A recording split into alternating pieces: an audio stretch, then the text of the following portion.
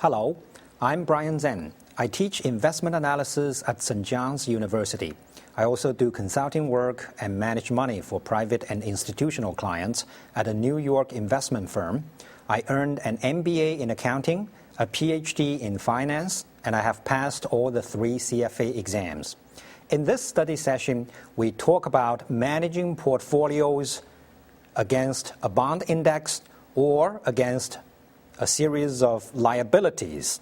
First, we talk about the processes involved when we manage bond portfolios. The investment process for bond portfolio management has essentially 4 steps. First, we have to set the investment objective. This is based on the investor's risk and return requirements.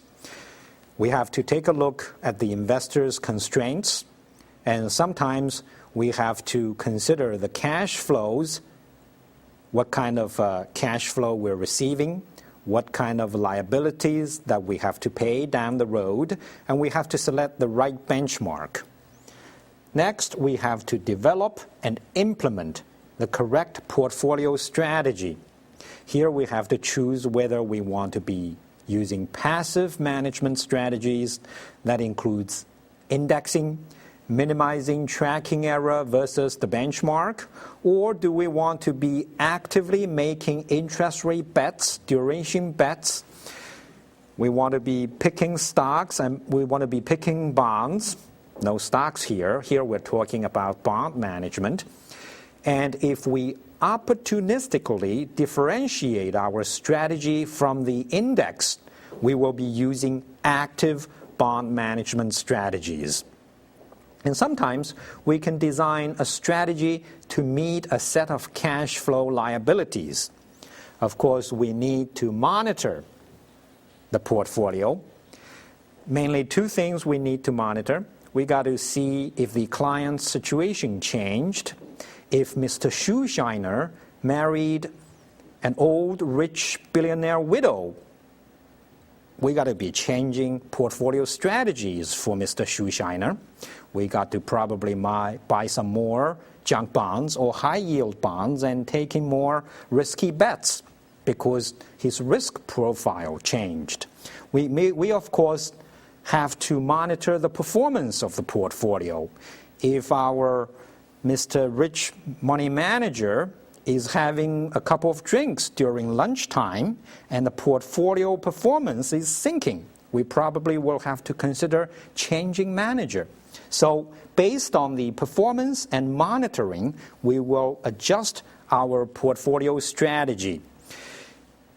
We will have also do portfolio adjustment based on changing expectations about the capital market. Of course, we will have to consider the cost of trading, the cost of changing strategies. We'll have to analyze the tax impact and determine how frequently we should be changing our portfolio positions. The first step of managing bond portfolio is always to look at the client, analyze the client's needs and constraints. And of course, you have to set the right objectives. Then what we do is we select the correct benchmark appropriate for our investment objective. There are mainly 2 types of bond investment objectives. We manage to meet a liability structure. For example, if we are managing a pension fund, we have liabilities and retirement benefits that we will have to pay 20 years or 30 years down the road. We need to manage our pension fund with the objective to meet those liabilities that we have. Or we can manage our bond portfolio trying to outperform a bond index. If you are managing money to meet a liability, and if you select a bond index as your benchmark, that would not be appropriate, because even if you outperform a certain bond index, you may still end up with not enough money to meet your liability.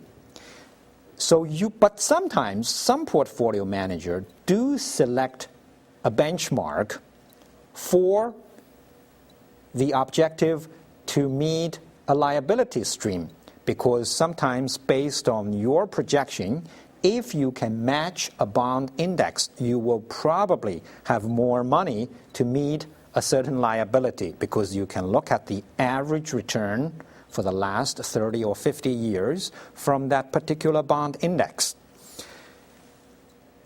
Of course, when you are managing money, trying to outperform an index, you also have to select the right benchmark.